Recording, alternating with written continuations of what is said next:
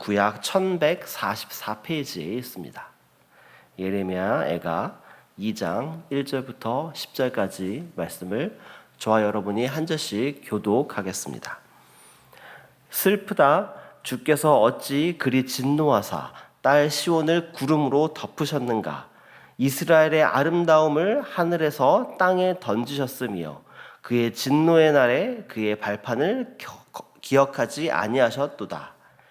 주께서 야곱의 모든 거처들을 삼키시고 긍휼히 여기지 아니하셨으며 노아사 딸 유다의 견고한 성체들을 허물어 땅에 덮으시고 나라와 그 지도자들을 욕되게 하셨도다.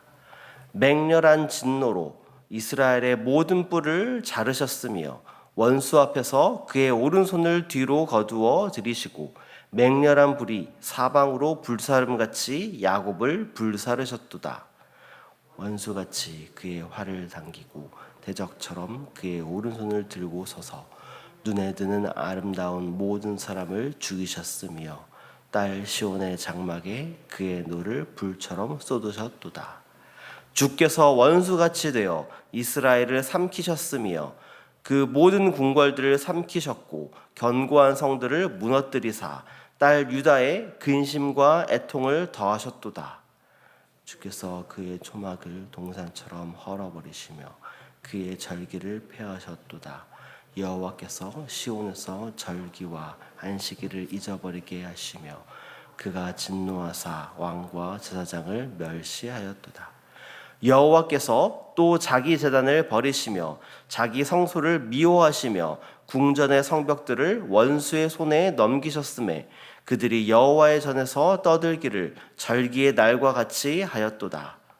여호와께서 딸 시온의 성벽을 헐기로 결심하시고 줄을 띠고 무너뜨리는 일에서 손을 거두지 아니하사 성벽과 성벽으로 통곡하게 하셨음에 그들이 함께 수하였도다. 성문이 땅에 묻히며 빗장이 부서져 파괴되고 왕과 지도자들이 율법 없는 이방인들 가운데에 있으며 그 성의 선지자들은 여호와의 묵시를 받지 못하는도다. 딸 시온의 장로들이 땅에 앉아 잠잠하고 티끌을 머리에 덮어쓰고 굵은 배를 허리에 둘렀으며 예루살렘 처녀들은 머리를 땅에 숙였도다. 아멘. 예, 안녕하세요. 예, 평안한 한 주 보내셨나요? 예, 어제는 비가 많이 내렸습니다. 또 가을에 이렇게 또 비가 또 내리니까 또 다른 느낌이 있는데요. 또 하나님께서 요새 또 좋은 날씨를 통하여 우리에게 많은 은혜들을 주시는 것 같습니다. 하나님께서 이 시간 또 우리에게 주시는 하루하루를 통하여서 또 하나님 주시는 풍성한 은혜, 하나님의 그 사랑 가운데 거하시는 또 귀한 주말 되시기를 소망합니다. 계속해서 우리 순행복 축제가 진행 중에 있습니다. 순에 따라서 또 복음을 또 전할 사람들 또 정하고 또 나누고 또 계획하는 그 일들을 하고 계신데요. 이 일들을 통하여서 우리의 신앙이 더욱더 하나님을 바라보고 또 복음을 증거하는 또 기쁨과 또 하나님이 함께 하시는 그 능력을 또 경험하는 귀한 시간 되시기를 소망합니다. 오늘 우리가 읽은 본문은 예레미야 애가서 2장 1절부터 10절까지의 말씀을 우리가 함께 읽었습니다. 하나님께서는 아브라함을 택하시고 그를 통해서 이스라엘이라는 나라를 세우셨습니다. 그리고 그 백성을 하나님의 백성으로 삼으셨습니다. 그런데 그렇게 하나님께서 세운 그 나라가 지금은 남과 북이 분열되고 또 그 나라의 백성들은 하나님을 예배하기보다 우상 숭배에 빠져서 하나님의 백성으로서의 합당한 삶을 살아가지 못하는 상황 가운데 있습니다. 이런 상황 속에서 오늘 본문은 유다 왕국을 심판할 수밖에 없는 하나님의 결심에 대해서 애통하며 노래하고 있습니다. 오늘 본문의 첫 번째 구절인 2장 1절 말씀에서 저자는 이렇게 말씀을 시작합니다. 우리 함께 2장 1절 말씀을 읽어보도록 하겠습니다. 슬프다 주께서 어찌 그리 진노하사 딸 시온을 구름으로 덮으셨는가. 이스라엘의 아름다움을 하늘에서 땅에 던지셨으며 그의 진노의 날에 그의 발판을 기억하지 아니하셨도다. 아멘. 예레미야가 저자는 지금 1절 말씀에서 슬프다 이 말로 오늘 본문을 시작합니다. 이 슬픔의 이유는 무엇입니까? 바로 하나님께서 진노하셨기 때문입니다.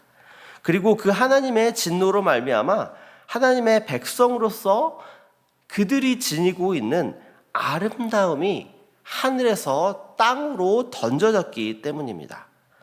즉 그들이 하나님의 백성으로서 소유하고 있는 그 아름다움을 잃어버렸기 때문에 저자는 슬프다 이렇게 말하고 있습니다. 하나님의 백성이라는 존재는 사실 그 존재만으로도 아름다움을 지녔습니다. 왜냐하면 하나님께서 아름다운 존재이기 때문입니다. 이것은 바로 인간이라는 존재가 창조된 그 순간부터 하나님의 형상을 닮았기 때문에 하나님 보시기에 심히 좋았던 것과 일맥상통한다 할 수 있습니다. 그러나 아담과 하와의 불순종으로 인해 들어온 죄, 그것으로 인해서 이 아름다운 하나님의 형상을 닮은 인간의 형상은 어그러지게 되었고 죄로 말미암아 멸망할 수밖에 없는 존재가 되었습니다.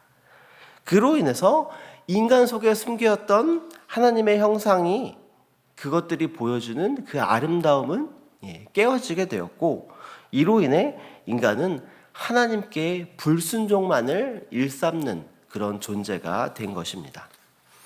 하나님께서는 이런 불순종의 삶을 살아가고 있는 인류 가운데서 아브라함을 부르셨고 그 아브라함을 통해서 이스라엘 백성을 하나님의 백성으로 삼으신 것입니다. 그리고 그들을 통해서 온 열방에 하나님의 아름다운 그 모습을 전하기 위해서, 선포하기 위해서, 보여주기 위해서 그들에게 아름다운 모습을 비춰주신 것입니다. 그런데 오늘 본문 1절 말씀은 이스라엘 백성, 특별히 남유다의 백성들이 하나님의 말씀에 순종하며 살지 못한 것으로 인해서 하나님의 진노를 받아 하나님께서 주신 이 아름다움을 하늘에서 땅으로 던져졌다 이렇게 표현하고 있는 것입니다. 하나님의 백성은 마땅히 그들에게 주신 하나님의 아름다움을 보여주며 살아야 했습니다.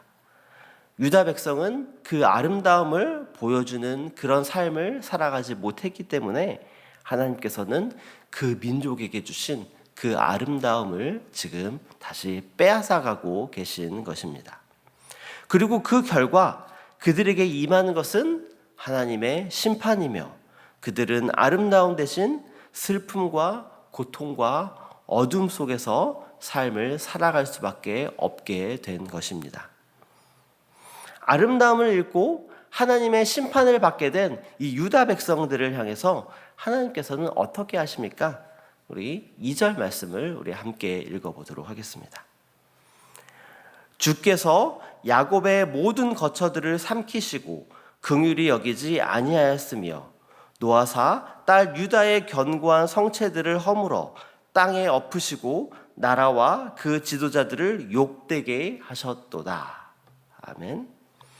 하나님의 심판은 그들을 더 이상 긍휼히 여기지 않으시고 하나님의 자비와 사랑으로 인도하셨던 그 땅을 뒤엎는 것으로 드러납니다. 성경에서 긍휼이라는 단어는 하나님의 자비와 그리고 사랑을 나타내는 아주 중요한 개념입니다. 하나님의 긍휼은 단순히 연민이나 동정을 넘어서 인간의 고통 그리고 그 어려움에 대한 깊은 이해를 함께 하시며 그들을 도와주고 더 나아가서 구원하고자 하는 그런 하나님의 마음을 의미하는 것이 바로 긍휼입니다. 긍휼은 특히 연약하고 죄 가운데 있는 인간을 향한 하나님의 자비롭고 은혜로운 사랑으로 자주 나타납니다. 하나님은 우리의 죄와 우리의 연약함, 우리의 악함에도 불구하고 끝없는 자비와 은혜를 베푸시며 우리를 용서하시는 분이 바로 하나님이십니다. 시편 103편 8절 말씀을 우리 함께 읽어보겠습니다. 여호와는 긍휼이 많으시고 은혜로우시며 노하기를 더디하시고 인자하심이 풍부하시도다. 아멘. 지금 이런 긍휼의 하나님께서 더 이상 이들을 긍휼히 여기지 않으시겠다라고 지금 말씀하고 계신 것입니다. 하나님의 백성으로서 마땅히 하나님의 아름다움을 지니고 살아야 하며, 또한 하나님의 백성으로서 하나님의 긍휼함을 반드시 입어야지만 살아갈 수 있는 이들에게 오늘 본문은 하나님께서 그들에게 있던 아름다움을 빼앗고 또 그들을 더 이상 긍휼히 여기지 않으시겠다라는 심판을 보여주고 계신 것입니다. 사실 이 본문이 우리가 아주 심각하게 바라봐야 하는 본문이라 할 수 있습니다. 하나님의 백성은 존재론적으로 마땅히 아름다움을 지니고 있는 존재입니다. 왜냐하면 하나님께서 아름다우신 분이시기 때문입니다. 그리고 하나님의 백성은 존재론적으로 하나님의 긍휼을 입어야지만 이 땅에서 살아갈 수 있는 그런 존재입니다. 그런 존재인 유다 백성을 하나님께서는 지금 심판하시겠다라는 결심을 하신 것이고, 이 상황이 너무나도 참담하고 슬프기 때문에 예레미야 애가는 슬프다라는 말로 이 상황을 애통하며 글을 쓰고 있는 것입니다. 여기서 우리의 삶을 돌아보길 원합니다. 우리의 삶은 어떻습니까? 우리는 지금 하나님의 아름다움을 지닌 존재로 살아가고 있습니까? 그리고 우리는 하나님의 긍휼하심을 입고 살아가고 있습니까? 하나님께서 우리의 아름다움을 회복하기 위해서, 죄 가운데 있던 우리로부터 아름다움을 회복하기 위해서 예수 그리스도를 보내주셨습니다. 그리고 우리는 하나님의 긍휼을 입어 예수 그리스도를 통해서 아름다운 존재가 이미 되었습니다. 예수 그리스도를 믿는 우리는 이미 아름다운 존재라는 것입니다.